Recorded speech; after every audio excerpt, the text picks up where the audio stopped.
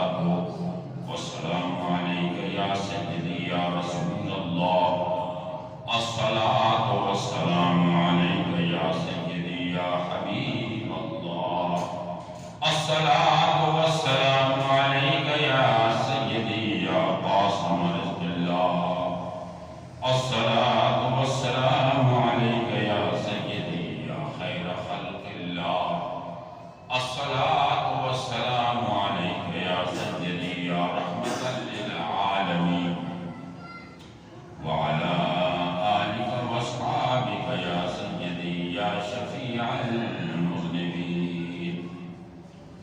نہ گھبراؤ مسلمانوں، خدا کی شان باقی ہے، ابھی اسلام زندہ ہے، ابھی قرآن باقی ہے۔ یہ کافر کیا سمجھتے ہیں جو مسلمانوں پہ ہنستے ہیں؟ ابھی تو کربلا کا آخری میدان باقی ہے۔ محمد کی محبت دین حق کی شرط اول ہے، اگر اسی میں ہو خامی تو سب کچھ نامکمل ہے۔ کیونکہ محمد ہے متاع عالم ایجاد سے پیارا صلی اللہ علیہ وسلم، محمد ہے متاع عالم ایجاد سے پیارا، پدر مادر برادر جان مال اولاد سے پیارا۔ جس دل میں محمد کی محبت نہیں ہوتی اس پر کبھی اللہ کی رحمت نہیں ہوتی۔ میرا یہ عقیدہ ہے کہ ذکر خدا میں یہ نام نہ شامل ہو تو عبادت نہیں ہوتی۔ حمد و صلاۃ کے بعد اللہ رب العالمین جل جلالہ عمر والہ و اعظم شان و عظم و برہانہ کا بے حد شکر ہے، اس مولا کائنات رب العالمین نے ہمیں اور آپ کو انسان پیدا فرمایا۔ وَلَقَدْ كَرَّمْنَا بَنِي آدَمَ کا تاج بنایا۔ اگر وہ چاہتا تو کسی کو کچھ بھی کر سکتا تھا، کسی کے ساتھ کوئی بھی زیادتی، مطلب جانور مکھی مچھر بنا سکتا۔ یہ اللہ کا احسان ہے کہ اس نے ہمیں انسان بنایا اور اشرف المخلوقات۔ پھر اللہ کا بڑا احسان یہ ہے کہ وَنَفَخْتُ فِيهِ مِن رُوحِي، فرمایا انسان میں میں نے اپنے روح کو کی۔ یہ بہت بڑا احسان ہے۔ پھر مسلمانوں کے گھر میں پیدا کیا، یہ بڑا احسان ہے۔ اور پھر سب سے بڑا احسان یہ ہے کہ لَقَدْ مَنَّ اللَّهُ عَلَى الْمُؤْمِنِينَ إِذْ بَعَثَ فِيهِمْ رَسُولًا، میں نے ایمان والوں پہ احسان کیا ہے کہ جب انہیں اپنا محبوب رحمت للعالمین آقا نامدار بنی تاجدار تاجدار معجم فخر بنی آدم سید کل فخر رسل رحمت للعالمین شفیع المذنبین جناب محمد رسول اللہ صلی اللہ علیہ وسلم کو مبعوث فرمایا۔ یہ بڑا احسان ہے، کیونکہ نبی کا امتی بننے کے لیے جو دیگر نبی تھے وہ بھی تمنا ہی کرتے تھے کہ یا اللہ کاش ہمیں تو اس آخری رسول کا امتی بنا دیتا جس کی اتنی عظمت ہے، اتنی شان ہے، اتنی شوکت ہے۔ تو اس پر ہمیں اور آپ کو شکر ادا کرنا ہے۔ حضرات محترم، جس دور سے ہم آپ گزر رہے ہیں، یہ وقت اور یہ دور بڑا نازک دور ہے، فتنے والا دور ہے۔ اسلام کے اندر اللہ رب العالمین نے جو یہ جمعے رکھے ہیں، عیدیں اور جمعے، یہ ایک کانفرنسز ہیں۔ دنیا کی کسی مذہب میں یہ نظام نہیں جو اسلام کے نام ہے۔ اللہ کے حبیب کا صدقہ، پورے علاقے کی اجتماعیت اور لوگوں کا جمع ہونا، یہ اسلام کا نظام ہے۔ سب سے بڑی کانفرنس جو ہوتی ہے وہ سالانہ حج میں ہوتی ہے، جس میں دنیا کے لوگ وہاں جمع ہوتے ہیں، لاکھوں کی تعداد۔ یہ بھی بہت بڑی بات ہے کہ وہ ایک دوسرے کی خیریت معلوم کرنا، حالات معلوم کرنا اور ایک دوسرے کی مدد کرنا، وہاں اسی لیے اس کو رکھا گیا ہے تاکہ دنیا کی اجتماعیت وہاں اچھی ہو۔ اور پھر عید کی نماز جو ہوتی ہے وہ اہل شہر عیدگاہ اکٹھے ہوتے ہیں، شہر کے لوگ اکٹھے ہوتے ہیں جناب، اور وہاں ایک دوسرے کی خیریت معلومات اور دین کے اصول اور دین کی ترتیب کو سنتے ہیں۔ یہ جو جمعہ ہے اس کو سارے دنوں سے افضل قرار دیا، سید الایام، سارے دنوں کا سردار ہے۔ اس کو اللہ نے رکھا اس لیے ہے کہ ہر محلے میں لوگ اکٹھے ہوتے ہیں، لیکن ہمیں قدر نہیں ہے، ہمیں تو پتہ ہی نہیں کہ جمعے میں لوگ آتے ہی نہیں، آتے ہیں آرام سے آتے ہیں، سب دو فرض پڑھنے چلا جا رہا ہے۔ یہ بڑے افسوس کی بات ہے، کاش کہ وہ آئے، آ کر دین کی باتیں سنیں، مسائل سنیں، حالات سنیں کہ پچھلا ہفتہ کیسا گزرا، اگلا کیسا گزرا۔ جب سے محترم ملک فاروق صاحب سے میرا رابطہ ہوا اور مجھے یہاں آنے کا کہا گیا تو میں سوچ رہا تھا کہ میں کون سے موضوع پہ بات کروں۔ ہر موضوع اتنا امپورٹنٹ ہے۔ بے نمازیوں کو دیکھو تو لوگ بے نمازی اکثر پرواہ ہی نہیں، ناپاکی کو دیکھو تو لوگوں کو طہارت کو پتہ ہی نہیں، ناپاک کی حالت بڑھتے رہتے ہیں۔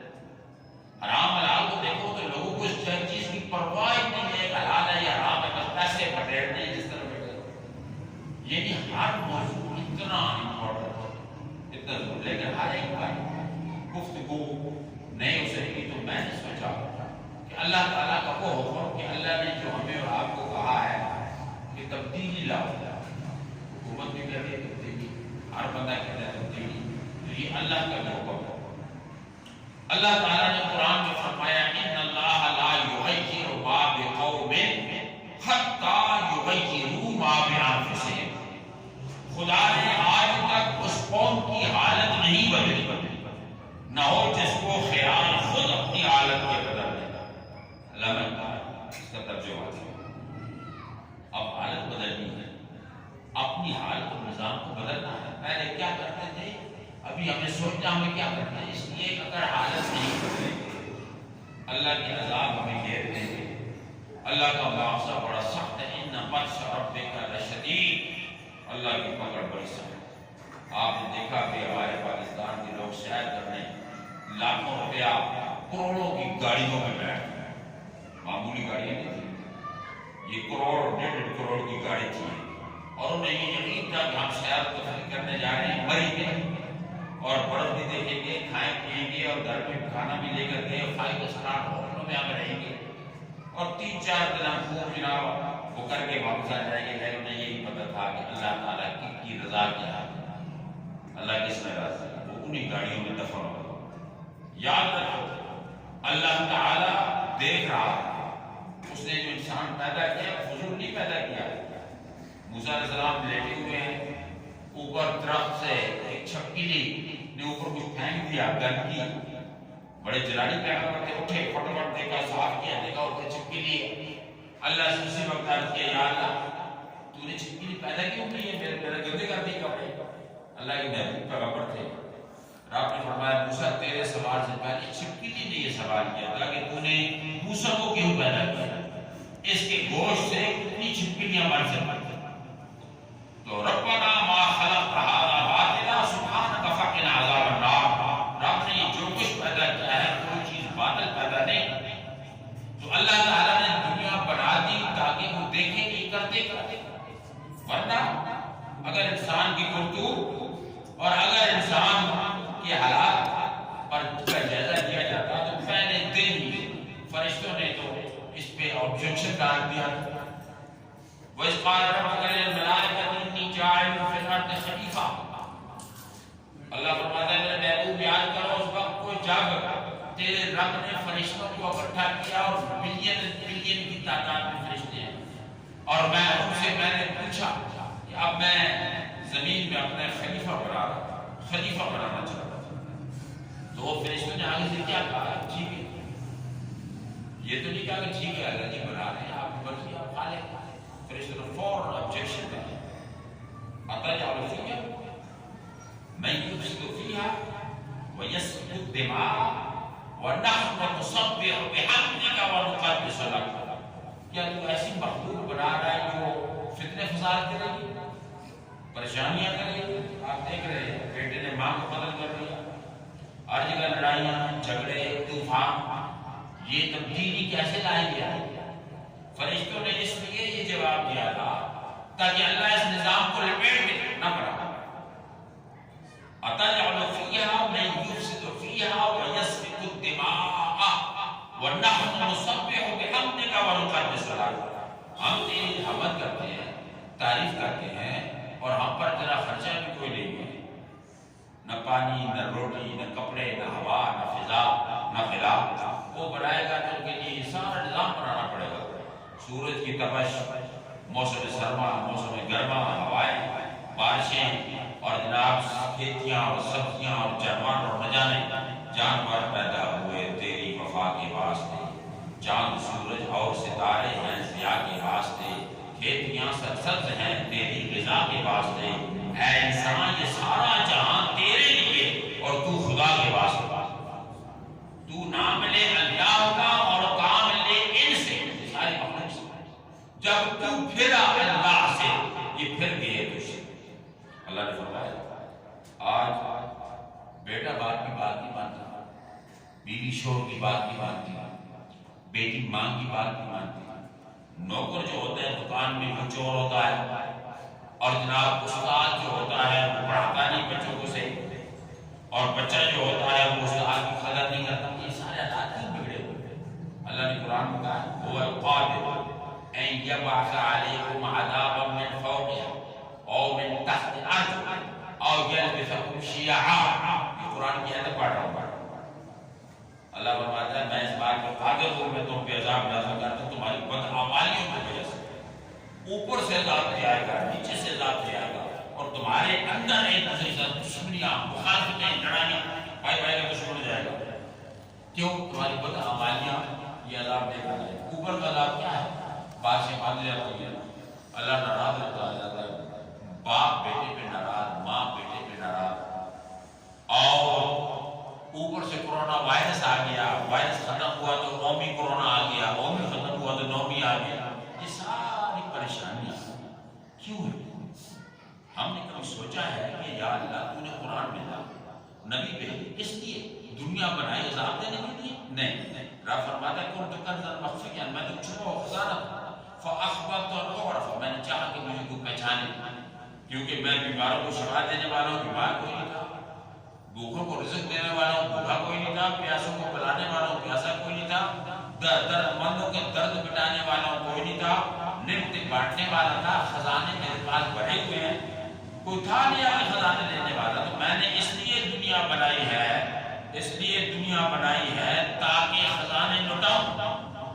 آج بندہ کہتا ہے میں پریشان ہوں، مجھے تکلیف ہے، گھر میں لڑائی ہے، باہر لڑائی ہے، عدالت میں کیس ہے، کاروبار میں برکت نہیں ہے، یہ ساری تباہیاں اور بربادی اس وجہ سے ہے کہ ہم قرآن کے ذریعے سے اس کے علاج نہیں کرتے۔ کسی کی ماں بیمار تھی، اسپتال میں لے گیا اور کاجی ماں جی بیمار ہے، چیک کیا، دوائی دے دی، کہا بیٹا یہ ٹھیک ہو جائے گی، کوئی بات نہیں، 103 کا بخار ہے، 102 کا بخار ہے، یہ دوائی پلا دینا، خوب علاج ہے، اور ماں کو آرام کرنا۔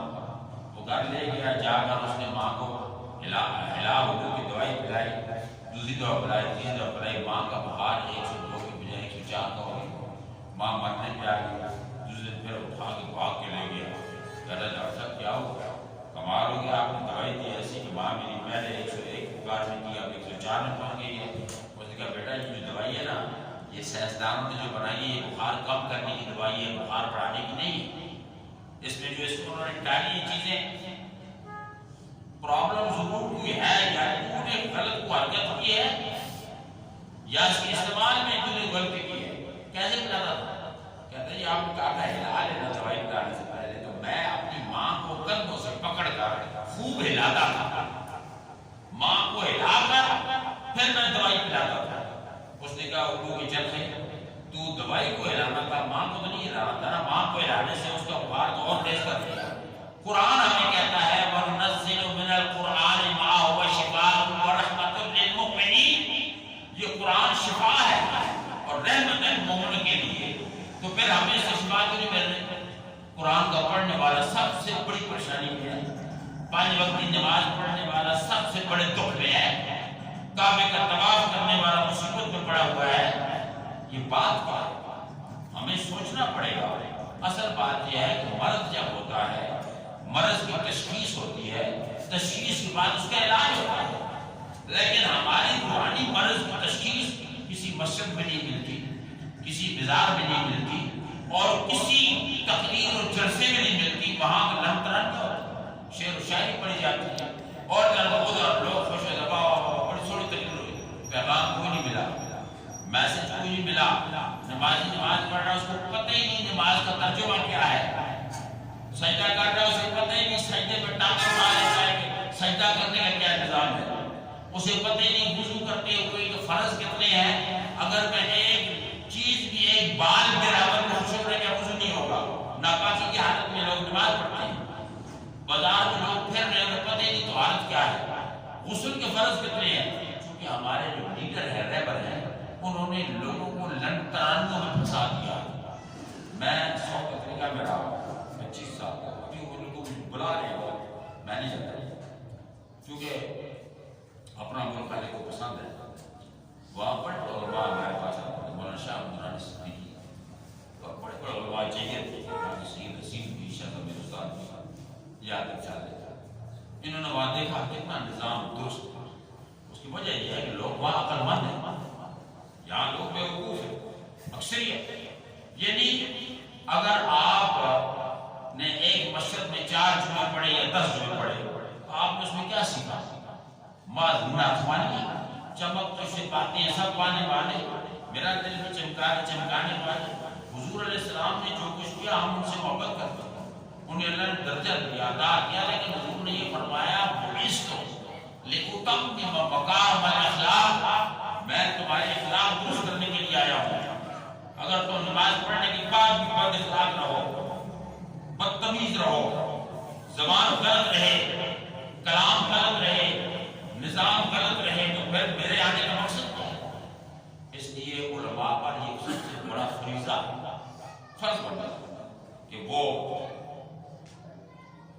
پیغام لوگوں کو دے، تقریر میں کیوں پیغام ہو اور میسج دے تاکہ اگلا بندہ اپنی اصلاح کرتا، اسے بتایا بھائی صاحب یہ جو فون چارج والے یو فون 135 روپے پہ ہفتہ وہ لگتا ہے پیکیج، وہ ہر بندے سے 40 روپے لیتے ہیں، ہو سکتے 5 روپے کو ایس پی سیٹ لے،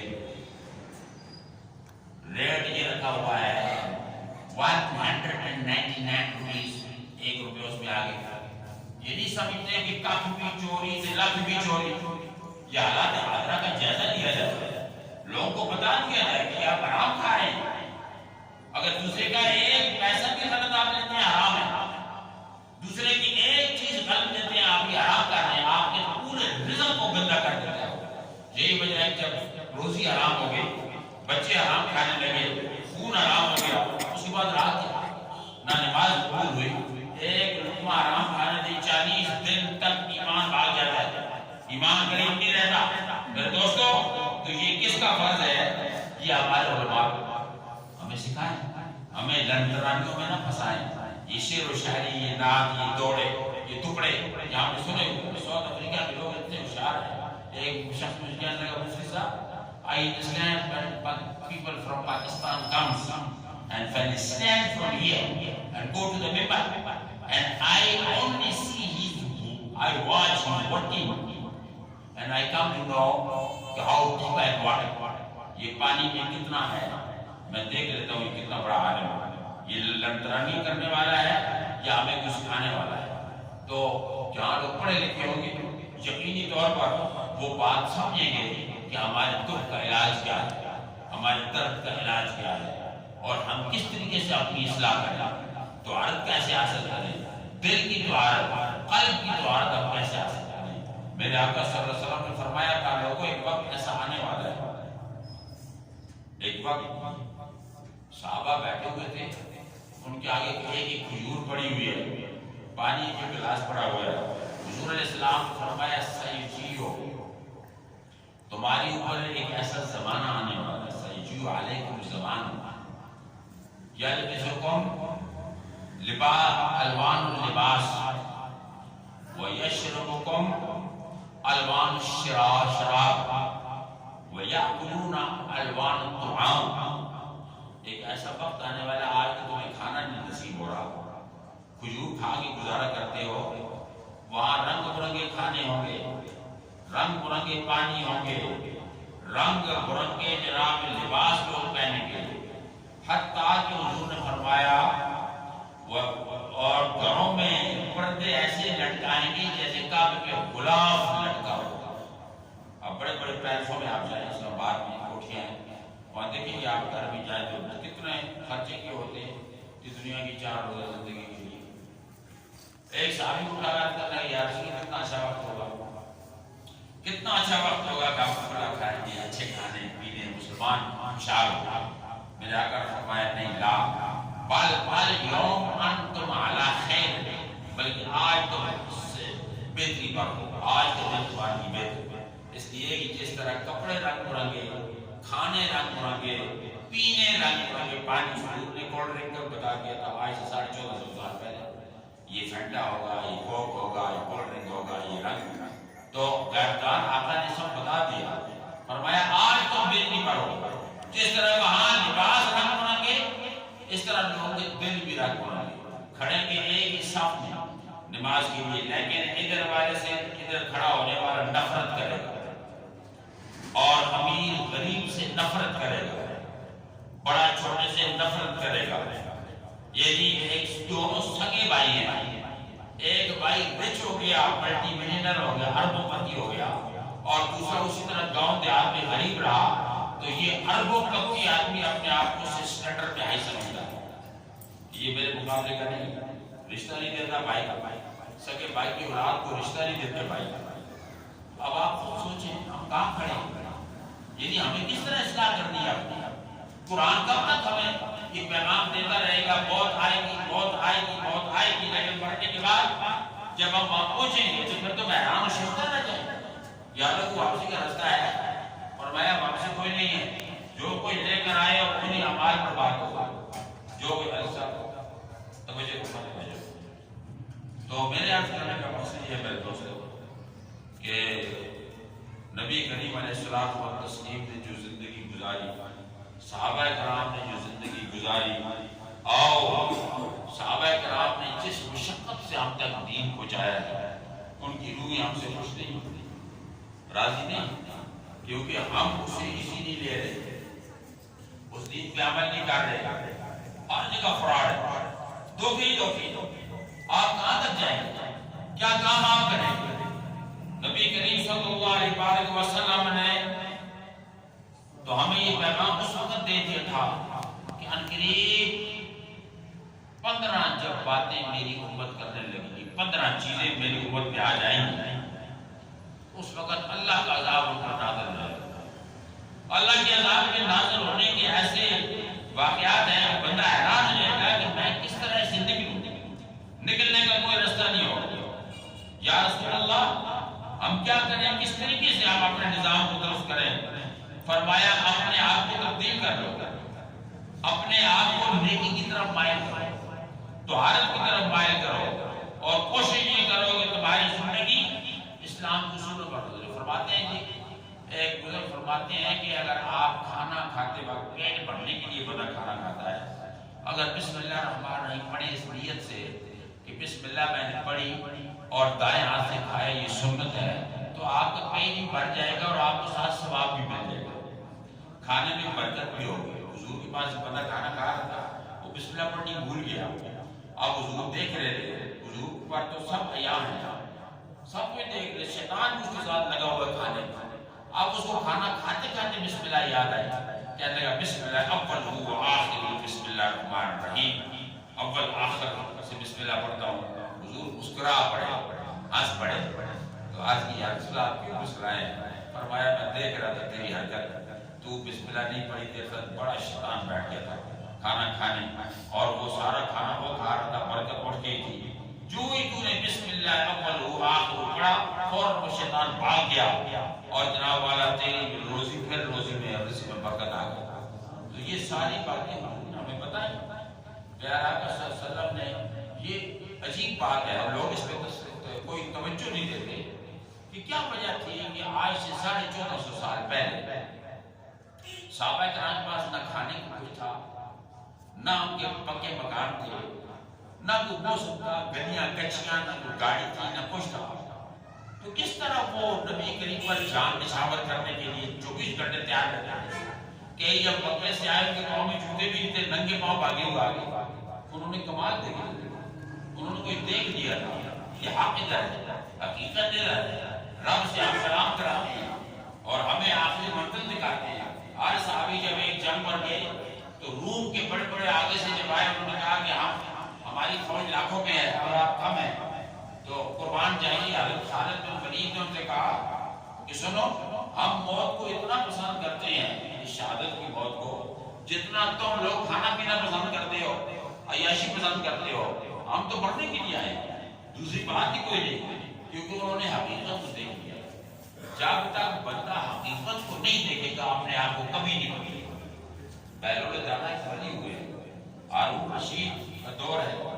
ہارون رشید کے ساتھ اس کی بیوی ایسے فوج کے ساتھ سیر و تفریح میں جا رہی ہے. بیرول دانا فقیر باہر بیٹھا ہوا اعلان کر رہا ہے کہ بھائی جنت میں مکان خرید لو، جنت کے مکان خرید لو، 10 درہم میں، 10 درہم میں، 10 درہم. بیوی نے کہا ہارون رشید سے کہ بھلا ہوئی ذرا روکو، میں ذرا جنت کا مکان خرید لوں. اس آخیا وہ ایک پاگل لوگ، یہ تو پاگل ہیں، دماغ خراب ہے، یہ کھانے پینے کے ڈھنگ انہوں نے بنائے ہوئے منگتے ہیں اور تو ایسے مانگو. اس نے کہا نہیں یار میرا جی چاہیے. وہ گئی 10 درہم دیے.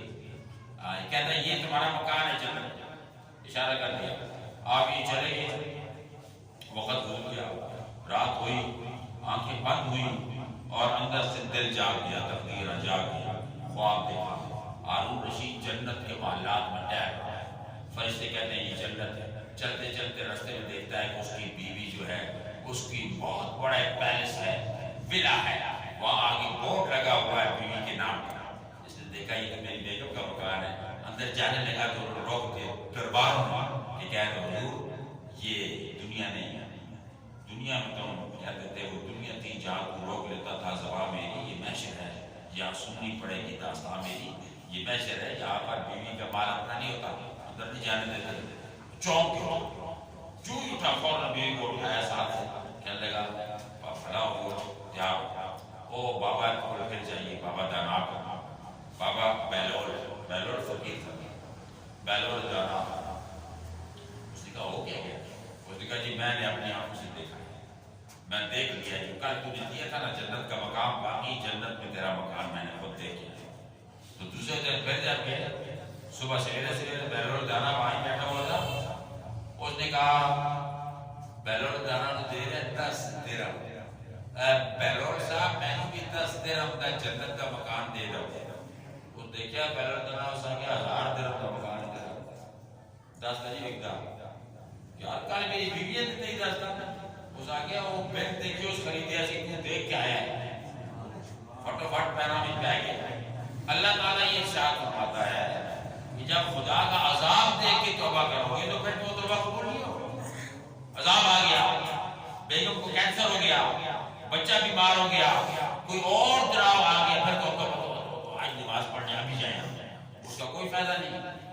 جب جوان ہو، جنگ ہو، طاقت میں ہو، پھر اس وقت اللہ کی بارگاہ میں جھکو، توبہ کرو اور تائب ہو جاؤ.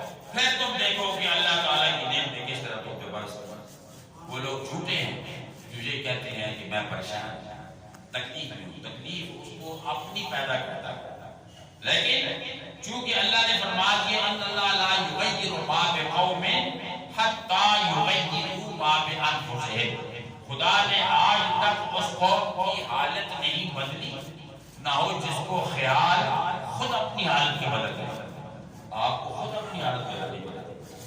مولوی صاحب آپ کی حالت نہیں بدلے گا. مولوی صاحب یا پیر صاحب کی محفل میں آپ جائیں گے تو وہ تو اپنے مفادات دیکھیں گے، میرا کس میں فائدہ ہے اور میں اس کو کس طرح ڈھونڈ سکتا ہوں.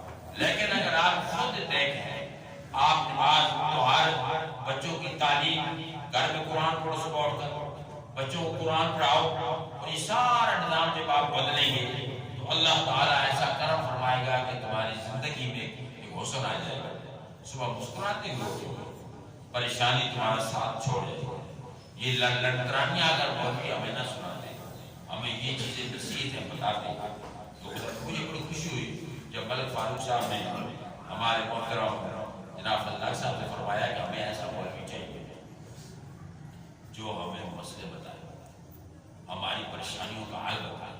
میں نے کہا واقعی یہ بندہ قوم کا درد رکھتا ہے، اللہ سے جزائے خیر دے کہ مسجد وہ آپ کی بڑھ رہی خوبصورت مسجد تو بنا دی شب بھر میں ایمان کی حرارت والوں نے، من اپنا پرانا پاکی ہے، برسوں میں نمازی بنا سکتا، مسجد بنا کر اتنے نمازی بناؤ، اتنے نمازی بناؤ، بچہ بچہ نمازی بناؤ، اور ہر بندے کو مسئلہ مسائل۔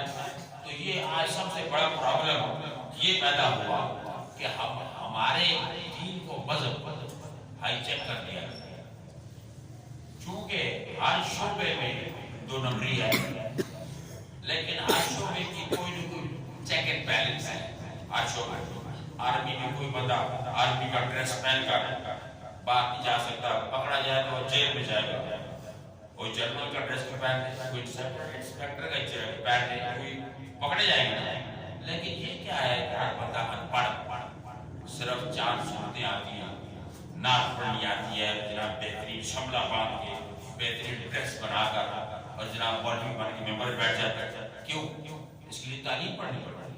میں نے 15 سال تعلیم حاصل کی، 1970 سے لے کر 68 سے جب پیر سید میر علی شاہ صاحب پڑھتے تھے بوئی شریف، اور اس وقت مولانا محب النبی رحمۃ اللہ علیہ زندہ تھا جو حسین الدین شاہ صاحب کے استاد، ان کے ساتھ ہم نے پڑھا، اور اس وقت پڑھتے پڑھتے 15 سال تک، ابھی تک 40 سال کا تجربہ ہے، لیکن پھر بھی میں حقیقت کو نہیں پہنچ سکتا۔ یہ دین اتنا گہرا ہے، اور یہ کیسے ہو سکتا ہے کہ چند نعتیں یاد ہو گئی، تھوڑا سا آواز بن گئی، تھوڑا سا ترنم آ گیا، لوگ کہتے صاحب یہ بہت اچھا ہے۔ ایسے نہیں ہوتا۔ تقویٰ اختیار کرو، راتوں کو جاگنا پڑتا ہے، راتوں کو تہجد پڑھنے پڑتے ہیں، رات کو منانا پڑتا ہے، پھر جا کر کچھ حاصل ہوتا ہے۔ یہ کیا ہے کہ دنیا کو دھوکہ دے، اور اس لیے ایک شاعر کہتا ہے کہ کہت الرجال ایسا کہ دنیا میں فضیلت دستار لیے پھرتی ہے، کوئی شر نہیں ملتا۔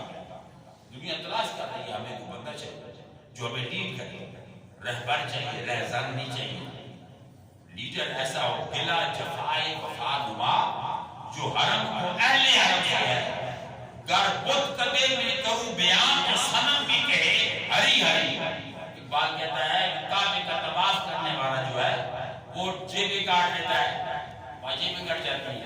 کعبے کو شکوہ جتنا طواف کرنے والے سے ہے، ایک بت کو اس کے پوجنے والے سے اتنا شکوہ نہیں، شکایت نہیں، کیونکہ وہ بت پوجنے کے لیے جب جاتا ہے تو وہ خلوص سے پوجتا ہے، سچائی سے، دل کی سچائی سے پوجتا ہے۔ لیکن ہمارا مسلمان جب کعبے کا طواف کرتا ہے وہ سچائی سے طواف بھی نہیں کرتا۔ نماز پڑھنے والا نماز پڑھتا ہے تو نماز بھی سچائی سے نہیں پڑھتا۔ جب سر اٹھایا تو دکان کی فکر کرنے لگا، رکوع میں گیا تو گھر کی فکر آ گئی، سجدہ کیا تو جناب والا سجدے میں اور پریشانیاں آ گئی، تو نماز کہاں گئی؟ اسی لیے اقبال کہتا ہے نا، میں سر بسجدہ ہوا کبھی تو زمین سے آنے لگی صدا، ارے تیرا دل تو ہے صنم آشنا، تجھے کیا ملے گا نماز؟ تو ٹکرے مار رہا ہے۔ حدیث پاک میں آتا ہے کچھ نمازی ایسے ہیں نماز پڑھتے ہیں، پڑھ کر جو اسلام کہتے ہیں نماز ان کے منہ پر مار دی جاتی ہے، اس لیے کہ انہوں نے نماز میں کوئی توجہ نہیں دی، نماز کا ترجمہ انہیں پتہ نہیں ہے، اور نماز کے اندر انہیں خشیت نہیں ہے، خدا کا خوف نہیں ہے، اور جناب یہ ساری رسم بن گئی، نمازیں، مسجدیں، سب کو یہ رسم کے طور پر ہم استعمال کر رہے ہیں۔ کاروبار بن گیا نتخوان اور مولویوں کے لیے، یہ کاروبار کے طور پر استعمال میں تنخواہ ملے گی، یہ ہوگا، ایسے رات ہوں گے، تنخواہ پیسے کمانے تو باہر جاؤ، انگلینڈ جاؤ، 5-5 لاکھ روپیہ کی مولوی کی تنخواہ ہے پاکستان، یورپ چلے جاؤ، شہریت وہاں مل جائے تو عیاشی ہے تمہاری، لیکن پاکستان میں رہنا ہے تو سچائی سے کام کرو، خلوص سے کام کرو۔ آج اگر قوم متحد ہوتے ہیں، جناب خادم حسین رضوی رحمۃ اللہ علیہ کو اللہ جنت دے، میں نے ان کے ساتھ تقریریں کی، انہوں نے مجھے کہا صاحب مجھے آپ میں نام دے، اتنا مخلص انسان تھا، ہلا کے رکھ دیا تھا۔ آج کون ہے لیڈر؟ پیچھے ہے کون؟ سب بلیک میلر. کہنے کا مطلب یہ ہے کہ جب تک متقی لیڈر ہمیں نہیں ملے گا، رہنما نہیں ملے گا، اس وقت تک مسلمان یونائٹ نہیں ہو سکتے. سنیوں میں کتنی پارٹیشن ہے. اہل سنت والجماعت کے اندر دیکھیں، اب کوئی شیعہ نما بنی، کوئی جناب حضرت امیر معاویہ کو معاذ اللہ برا بنا کہہ دے، کوئی ادھر بیٹھ گیا. آخر یہ کیا پرابلم ہے؟ اس کو کب تبدیل کریں؟ ان اللہ لا یغیر ما بقوم حتی یغیروا ما بانفسہم. خدا نے آج تک اس قوم کی حالت نہیں بدلی، نہ ہو جس کو خیال خود اپنی حالت کے بدلنے کا. اقبال کہتا ہے واعظ قوم کی وہ پختہ خیالی نہ رہی، بلکہ طبعی نہ رہی، شعلہ بقالی نہ رہی، رہ گئی رسم اذان روح بلالی نہ رہی، فلسفہ رہ گیا تلقین غزالی نہ رہی. اور کوئی کارواں سے ٹوٹا، کوئی بند گما حرم سے، کہ میرے کارواں میں نہیں ہوئے دل نواز. میرے دوستوں بزرگوں، ہم سب مسلمان ہیں، ہم نے کلمہ پڑھا ہے، رب نے ہم پر قرآن نازل کر کے اپنا نبی بھیج کر. یہ دیکھیں حضرت آدم سے لے کر آج تک کتنے سال گزرے ہیں نا، وہ دورانیاں، اور حضور کے بعد سے لے کر قیامت تک دورانیاں تقریباً برابر ہیں، لاکھوں سال کی بات. آپ حضور کے بعد کوئی نبی نہیں آئے گا، کوئی نبی نہیں آئے گا، لیکن حضور نے یہ ذمہ داری علماء کو دی. العلماء ورثۃ الانبیاء، علماء انبیاء کے وارث.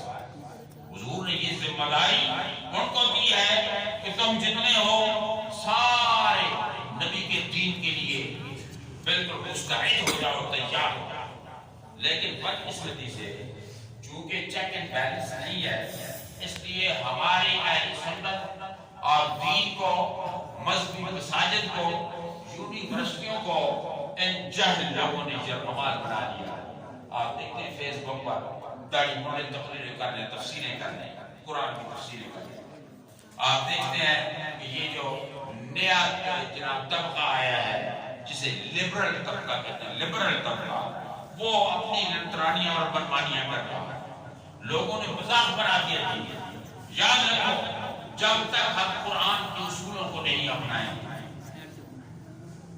وہ زمانے میں معزز سے مسلمان ہوگا. آج ہم خوار ہوئے تارک قرآن ہوگا. ہم نے قرآن چھوڑ دیا، قرآن سمجھتے ہی نہیں تو قرآن کیا پڑھیں گے؟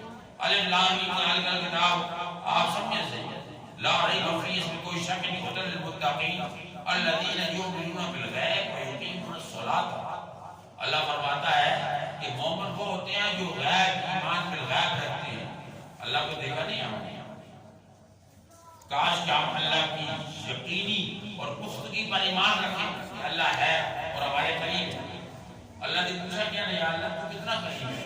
فرمایا انا عند ظن عبدی بی، حدیث قدسی، میں بندے کے گمان کے مطابق اس کے قریب.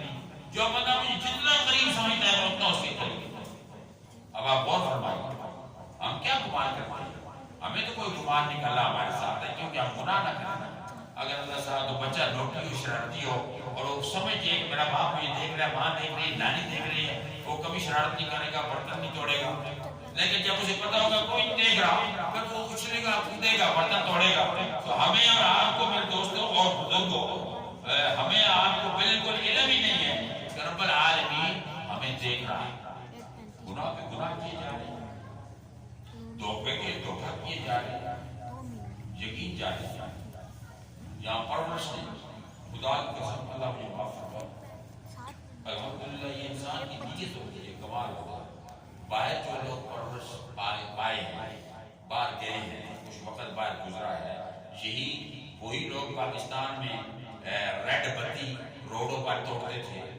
کوئی یہاں نظام تو نہیں ہے نا، ریڈ بتی توڑنا، ہر ایک سے آگے گزرنا، نہ جانے کیا کچھ کرنا. وہاں جا کر اتنے سدھے ہو جاتے ہیں. باہر انگلینڈ میں، ساؤتھ افریقہ میں یہ جناب والا لوگ کہتے ہیں بڑے قانون سے بڑے پائے یہ جناب پابند ہے. چونکہ وہاں پر قانون ہے، اصول ہے، ترتیب ہے، پرورش بندے کی پہچان ہے، اور وہاں زندگی ہے. آپ کو میں 25 سال تک وہاں رہا ہوں، اور 1982 سے میں گیا ہوں. مجھے میرے فرینڈ کہتے تھے دوسرا بھی کوئی back Pakistan, you will regret, don't go, you will cry. Pakistan میں رات سے نہیں وہاں روگ ریلیٹ کرو گے یا تو سب وہاں اتنی بلائی خدا کی قسم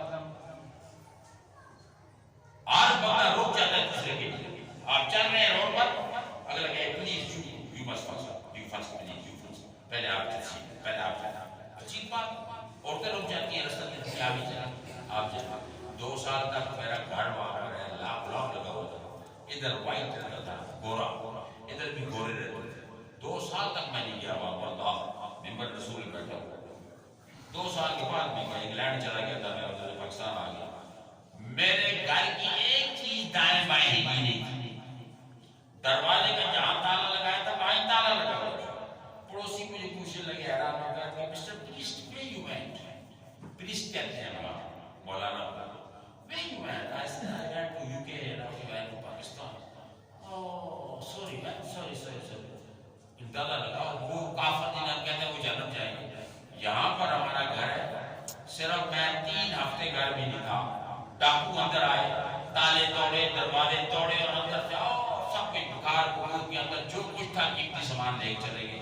لاکھوں کا نقصان دے گئے. یہ مسلمان وضع میں تو نصارہ تو تمدن میں غروب یہ مسلمان ہیں جنہیں دیکھ کے شرمائیں یہود. تو میرے دوستو یاد رکھا یہ عجیب دنیا ہے. کاش کہ ہم سمجھیں اللہ کے عذاب سے پہلے قرآن میں اللہ کہتا ہے میں عذاب لاؤں اور میں لانے کے قادر ہوں اور جب عذاب آ جائے گا پھر کوئی بچت نہیں ہوگی. فرعون نے بھی کہہ دیا تھا آمنا برب موسیٰ و ہارون. جب عذاب دے گا رب نے فرمایا اس کو جہنم نصیب کرو. تیری باڈی کو تیرے جسم کو اور تیرا جو میت ہے اس کو قیامت تک لیے رکھیں گے تاکہ لوگ تجھے دیکھ کر عبرت حاصل کریں. لیکن لوگوں نے عبرت نہیں حاصل کیا. یہ سب سے بڑی ہماری اور پریشانی ہے. میں آپ کو یہ بتانا چاہتا ہوں کہ یہی مسلمان تھے جو دنیا پہ حاوی تھے. جنگ بدر میں 313 مسلمان. کافروں کی تعداد ہے 950. لیکن جنگ بدر میں